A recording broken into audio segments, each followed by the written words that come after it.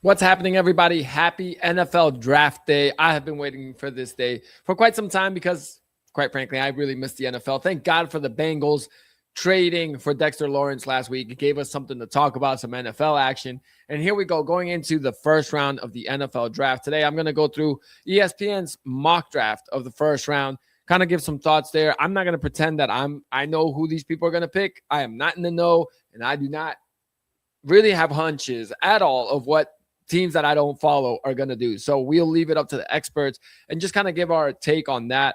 The Vikings is my favorite team. So with Minnesota, I will give an honest take in what I actually think they should do. Believe it or not, I actually did watch some YouTube highlights on the players that people kind of are predicting them to select. And I'll give my, actual opinion on that. But on the other teams, like the Jets, I'm not really following enough to know exactly what I think they should or shouldn't do or who they should pick. So we'll leave it up to the experts on that. Let's start number one. Fernando Mendoza, done deal. That's the mock draft right here. That's how it's going to go, right? Because everybody knows the Raiders need a quarterback, and it just makes too much sense that he's the top QB prospect. That's who will be picked number one. Number two, we got the Jets selecting David Bailey, edge rusher out of Texas Tech. I think the Jets just need pieces. So, top prospects, they position of need, they pretty much need everything. And quite frankly, with a team like that doesn't have a franchise quarterback, once the franchise QB is off the board, then you just go for best player available. A lot of speculation on Ty Simpson. Will he, be selected in the first round? I think yes. And I do think it will be like by a team like the Jets, but not at this price, not at number two. I think a team trades back up into the first round and gets him if he drops to about 30 to 32nd pick, so they could have that fifth year option on the rookie QB in case he does end up being a franchise guy. Now you get him on a cheap deal in his fifth year. Number three, Arizona Cardinals, Arvell Reese, edge rusher. Similar situation, in my opinion, to the Jets, where they don't really have a franchise quarterback. So for them, it's about getting talent in that room. And I like to pick, again, edge guys I think are crucial. I think they're game changers. They're in every single play, whether it's a run or a pass. On defense, they are game wreckers, and especially the good ones, right? Because the good ones, if you look at a Myles Garrett, he can do it all, and he changes a defense. So if you can get someone like that, obviously if you're being optimistic with an edge guy, that changes games. Do that. Number four, the Titans, they've got them selecting Jeremiah Love. This is where it starts getting a little questionable. Would I pick a running back this high? And I'll be honest, I would if I was a team that felt like I was a contender. For the Titans, I don't love it. Pun not intended, but I guess now it became intended. But I just think that they have too many holes. And Cam Ward, I guess actually, you know what? If they feel like Cam Ward is their franchise quarterback and that is their answer, then sure. Him and Jeremiah Love can grow together. So that's fine. But I guess my whole thing is if you're a team that's still looking for your franchise quarterback and you're not sure where, obviously you're optimistic, but you're not sure where you'll be 3 years from now, then you do just want to load up the room with talent. So actually, I take that back. I don't mind it. I like it for Tennessee. I don't know what I was thinking there. My bad. The Giants at number 5, Jordan Tyson, wide receiver. This is actually where I'll make that. And I don't mind this pick. Obviously, if he's the number 1 wide receiver prospect, sure, go for it. But I guess my point with, let's use wide receiver as an example. My favorite player is Justin Jefferson. All right. Arguably the best receiver in the league. But even if Justin Jefferson is there, I guess my point is a wide receiver, you better know that you can compete for a championship in the next 4 years with the roster that you got, right? Or 5 years, I guess. Because after that, when you have to pay the wide receiver, now you better have drafted well around that, because that is an expensive position in the NFL. So in my point of view, I think that if you're close, if you're a team that's competing, drafting a wide receiver high, I actually don't mind it, because receivers is a position that usually they can be game changers right away. And we've seen it. I mean, a lot of rookie of the years end up being wide receivers because, they can change games. They might not need as much time to develop as a quarterback, for example, which we've never seen a rookie quarterback win the Super Bowl, right?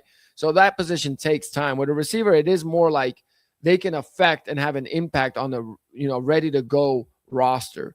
So the Giants, are they ready to go? Are they competing for a championship? No. But at the same time, they have enough of their core pieces there where I don't mind it. You got Malik Neighbors already, as you know, but this is what I'm getting at.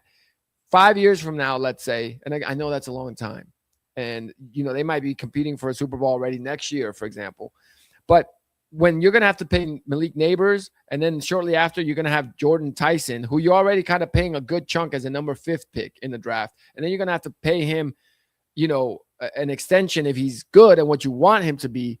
I just think that at that point, now you're making that decision between Malik Neighbors or Jordan Tyson. And, again, I'm just one of those people that doesn't like the idea of paying 2 wide receivers if your starting quarterback is making franchise money. And that Jackson Dart is not, but I'm saying they're on the same trajectory that by the time all these guys are due for new deals, Jackson Dart, Malik Neighbors, and Jordan Tyson, to keep them, you're going to have to pay all 3. And that's what the Bengals are doing, right? They paid Joe Burrow top quarterback money. They have to pay T. Higgins and Jamar Chase. And you're not capped out, but that's 3 offensive players that you've paid a ton of money for. So if I was the Giants, I wouldn't use this 5th pick on a wide receiver because I have my franchise wide receiver in Neighbors. And that's the guy that you already pretty much, assuming he comes back healthy after this injury that he had last year, you're going to pay him, right? He's that good. So I'm not looking to get another receiver in here that I'm going to have to pay that much money. Like, would I love a 3rd-round receiver that elevates his game and plays like a 1st-rounder? Sure. And that's where I would take that chance. But I'm not trying to set myself up for that. Like, that's how I see that. So anyway, Cleveland, they got them taking an offensive tackle. I like it.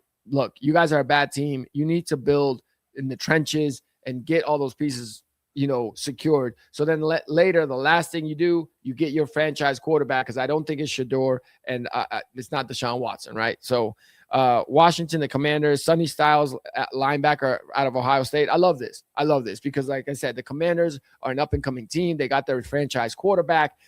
And I don't think linebacker is like a boring position, like a defensive tackle or an offensive lineman is. But this is not a splash player in the terms of touchdowns and all that. Like, yes, get you that core, that structure, get that foundation down. And I think Sonny Styles could be that. New Orleans, Carnell Tate, a wide receiver. Again, it's similar to the Giants. I'm like, all right, do you have your franchise quarterback?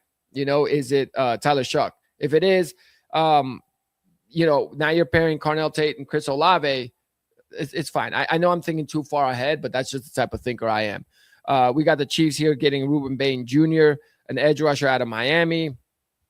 Again, the Chiefs are a competing now type of team. I don't think they have a huge hole at wide receiver, but if they did necessarily, because I think they have a lot of B-level wide receivers is what I'm saying. They don't have that A-level receiver. So honestly, even the Chiefs, I wouldn't mind getting a receiver, but I think they need if Jeremiah Love dropped to the Chiefs, which I don't think will happen, but if it did, that's a team that I think should take that guy, because that guy can have an immediate impact and you are a contender already. So, again, that's just the way I see it. The Giants back in here at number 10, Caleb Downs. Again, I like it. He's had some injury concerns that people are talking about, but he's easily the best safety in this draft. And again, it's foundational pieces. So I like it for the Giants, especially if they don't have, a lot of people thought a while ago Caleb Downs was going to be a top 5 pick. So if you don't have to use a 5th pick and you can get him at the 10th pick, I know there's injury concerns, but I like it. And I think Jordan Tyson and Caleb Downs would put the Giants in a good position, good core pieces to go along with the young nucleus already. So I would think that that's a good draft for them. But again, sometimes I gravitate towards the boring positions because I think boring wins ultimately. The Dolphins, Spencer Fano, offensive tackle out of Utah. If he ends up, obviously I'm assuming all these guys will end up good just for argument's sake. I know there'll be a lot of busts in the draft too. But for argument's sake, if he ends up being a good offensive tackle, it's a great pick.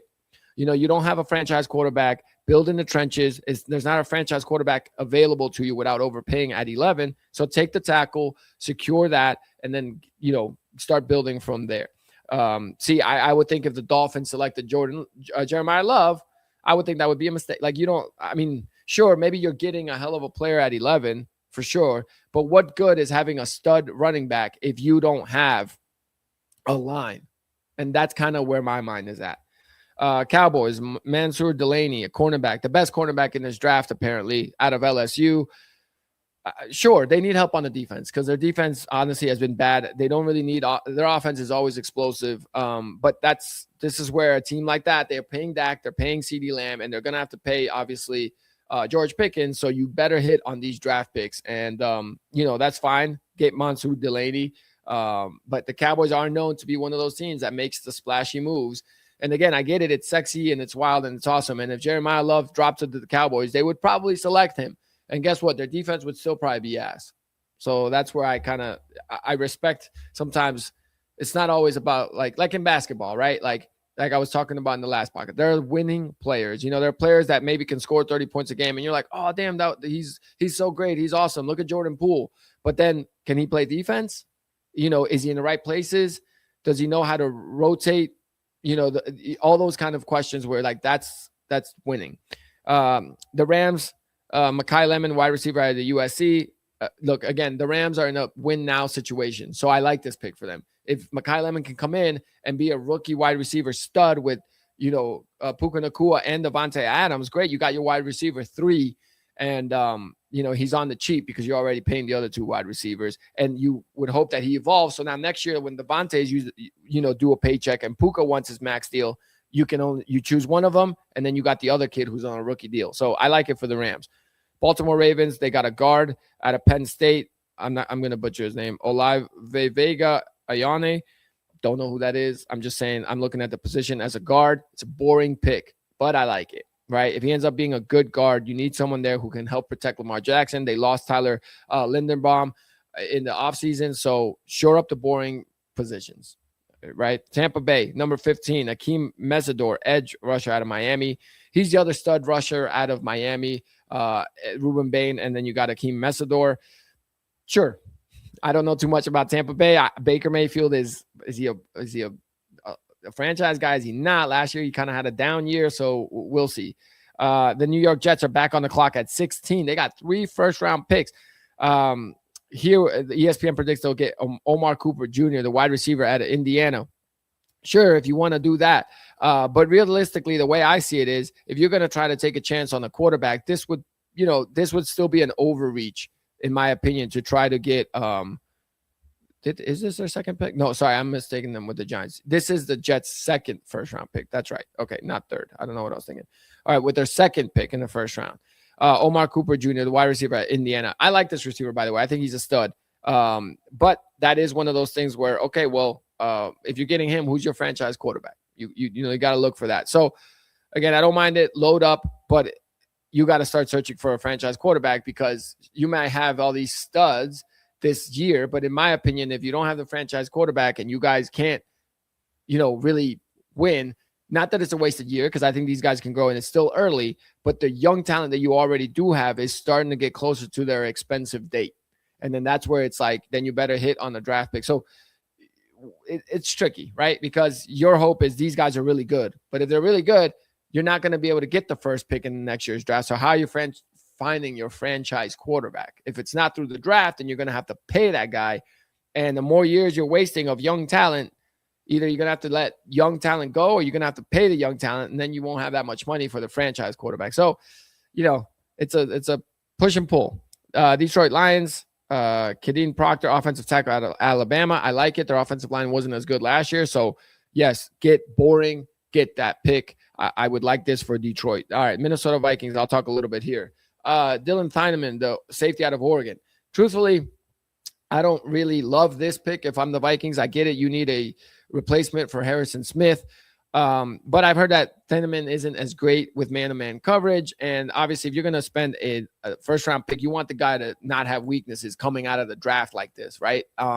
Again, I'm not going to pretend I know a lot about these guys. The other safety is Emmanuel McNeil-Warren out of Toledo that a lot of people think will be available there and that they should pick. But I think they should go corner. All right. I think Gerard McCoy, if he's still there and the way this draft has played out, or Jermad McCoy, he's a corner out of Tennessee. They have him going 22nd here to the Chargers. If he's still there at 18, I want the Vikings to take him because next year, Charles Rogers is a starting corner on the roster right now, and he's going to be due a payday.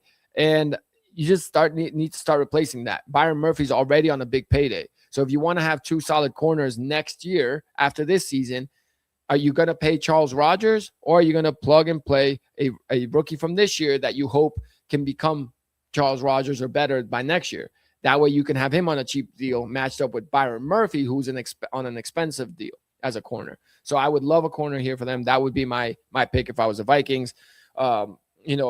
Defensive tackle was another one out there. And if it's that, honestly, I saw tape of the two guys that people have them possibly getting. One is the Clemson kid, and the other one is the defensive tackle out of Ohio State.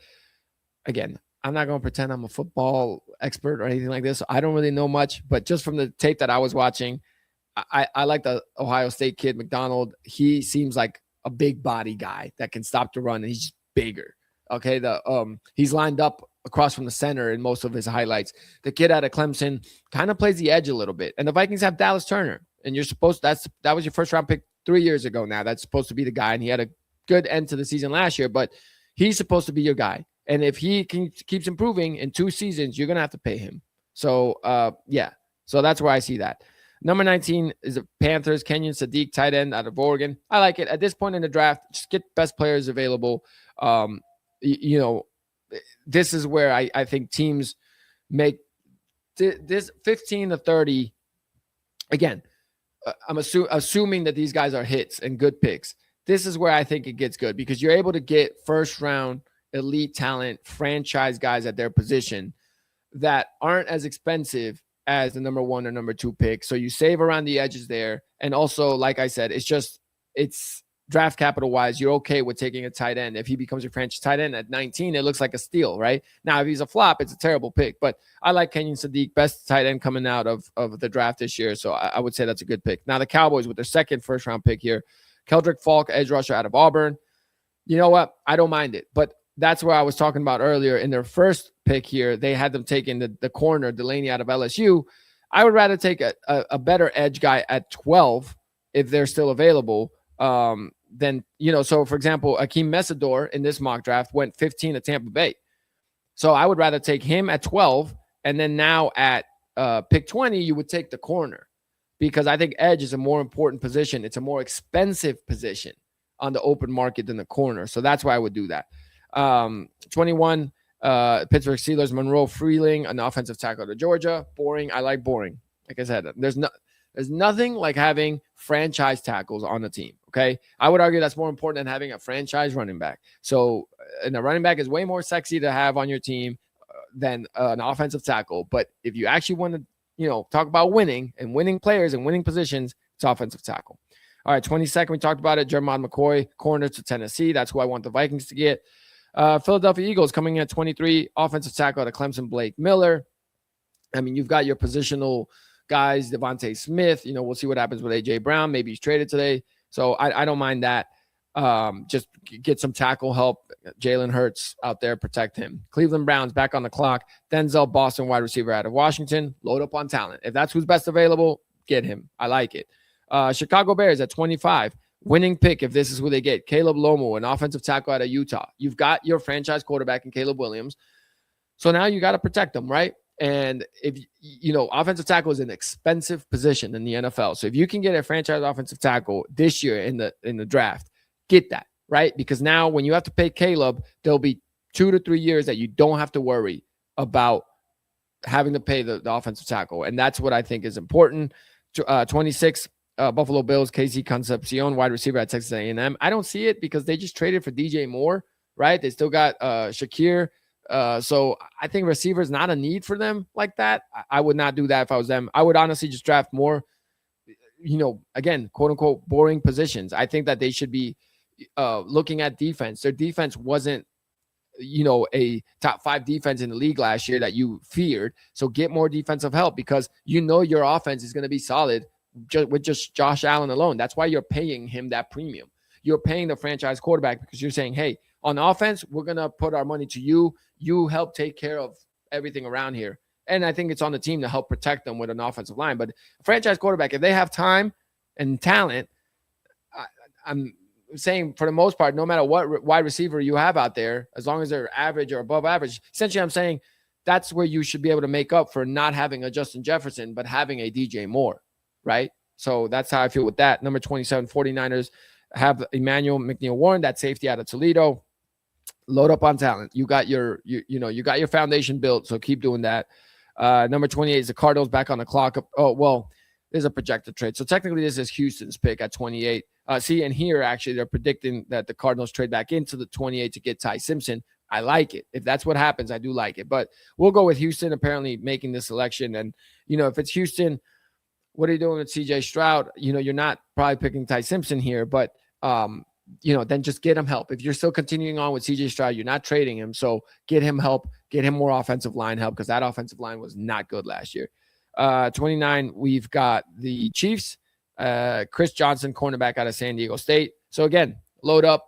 You guys are competing right now. So whatever you can to help Patrick Mahomes and that defense. And their defense isn't bad. So I think just plug and play, whatever's best player available. 30 is the Dolphins, Colton Hood, a cornerback out of Tennessee. They don't have a franchise quarterback. And honestly, if Ty Simpson doesn't get picked by here, why not take Ty Simpson if you're the Dolphins? Take that chance. It's not like Colton Hood, this cornerback, is going to make a difference for you this year about whether you're, or even next year, about whether you're going to make it to the Super Bowl or compete for a Super Bowl or not. Even if he's a stud corner, Sauce Gardner got traded to the Colts and then the Colts got worse. That's not, Sauce Gardner's fault, but those are players that are great and they're awesome to have. And they can elevate you from a contender to a Super Bowl champion. Like I said, if you put Sauce Gardner on the Kansas City Chiefs, that's different. Now that maybe they're competing for a Super Bowl, even though they already, I guess, were. But let's say a contender. If you had put Sauce Gardner maybe on the Chicago Bears last year, now they went from maybe a contender to like, oh, damn, they win the Super Bowl now. So that's that jump. And I don't think the Dolphins are in that situation. So why not take that chance? Get Ty Simpson, see what's there, especially if you believe that he's a first-round talent. 31, the Patriots, they have an offensive tackle here, Max Ihenachor out of Arizona State. Yeah, you need that. You need an offensive tackle. We saw Will Campbell last year struggle in the playoffs, and it puts pressure on him. And if you can't beat out this kid, then this kid's your starting offensive tackle, and you have to move Will Campbell as a depth piece or he's a guard. 32, the Seahawks, Malachi Lawrence, edge out of UCF. I see this trade being this pick getting traded.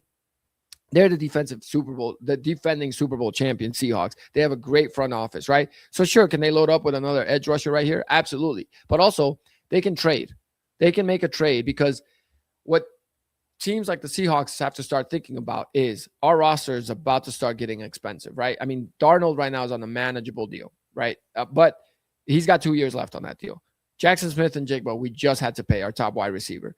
They got a lot of young talent in their third, fourth years. Those guys' contracts, paydays are coming up in a year or two. So what you got to do is draft to essentially be able to supplement that. So if you are going to lose one of your stud corners, Tariq Woolen, they lost this offseason, I'm pretty sure. So can you get a guy that's going to replace him on a cheap deal, because you couldn't afford to pay him anymore, because now you're paying Darnold and Jackson Smith and Jigba and your other playmakers.